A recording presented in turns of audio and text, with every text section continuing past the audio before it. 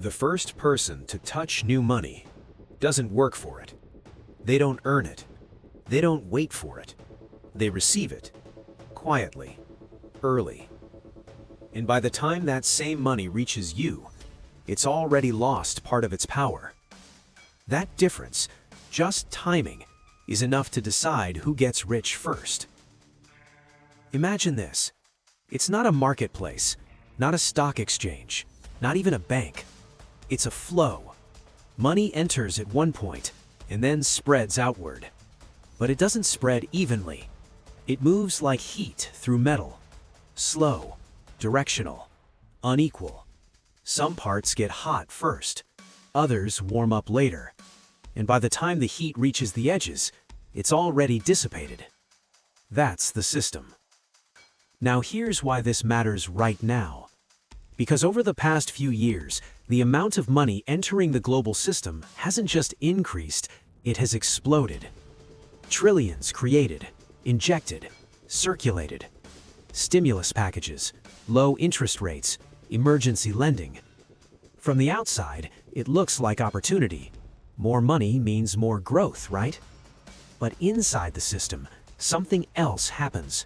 The order of distribution starts to matter more than the amount itself. And that order is not random. Let's break it down slowly.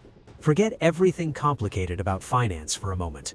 No jargon, no formulas, just a simple question. When new money is created, where does it go first? It doesn't go to your salary. It doesn't go to your savings account. It doesn't appear in your wallet overnight.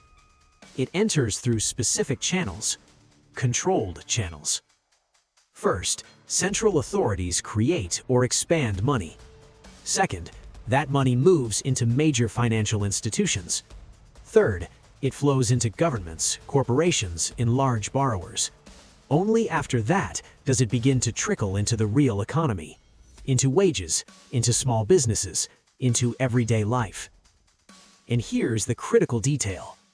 While money is moving through these early stages, prices haven't fully adjusted yet. That delay is everything.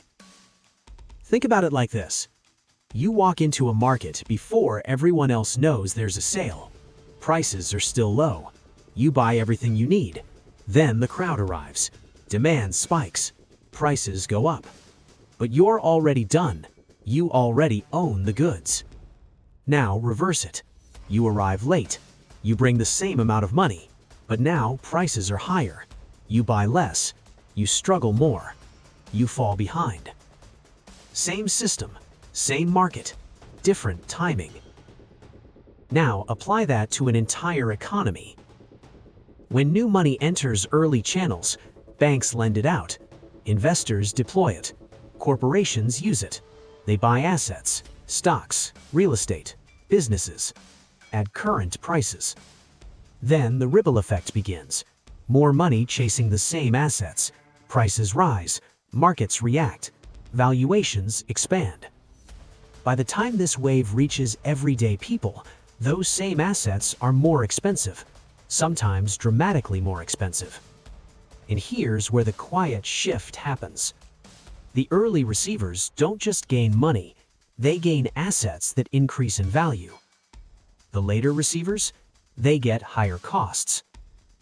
Let's pause here, because this is where most explanations stop. Rich get richer, poor get poorer. Simple, clean, easy, but not very useful.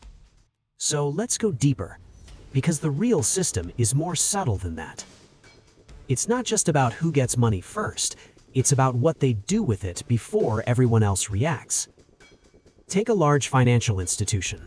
They receive access to new capital early, cheap capital, low interest rates, abundant liquidity. They don't sit on it. They move fast. They invest. They lend.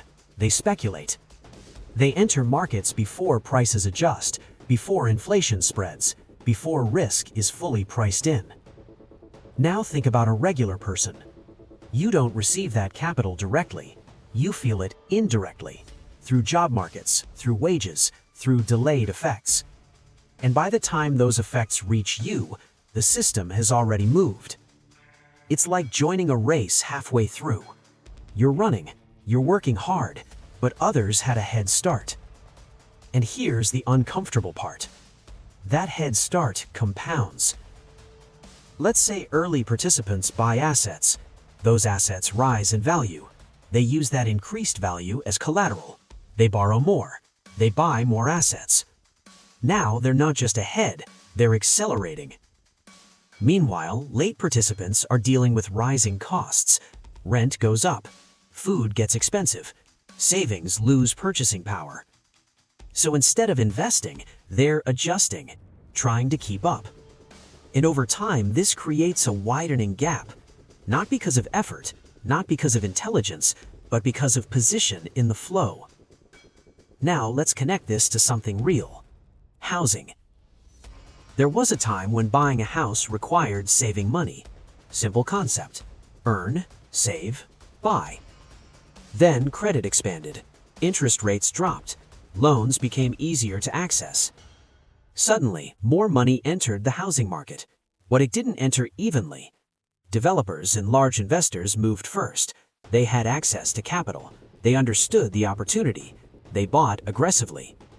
Prices started rising, at first slowly, then faster. Now regular buyers entered the market, but they weren't buying the same houses at the same prices. They were buying into a market that had already moved. And here's where it gets ironic.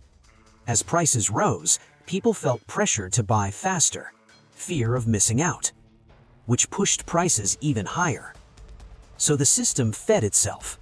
Early access created gains. Late entry created urgency. Urgency created demand. Demand created higher prices. And through all of this, the order never changed. The same pattern appears in stock markets.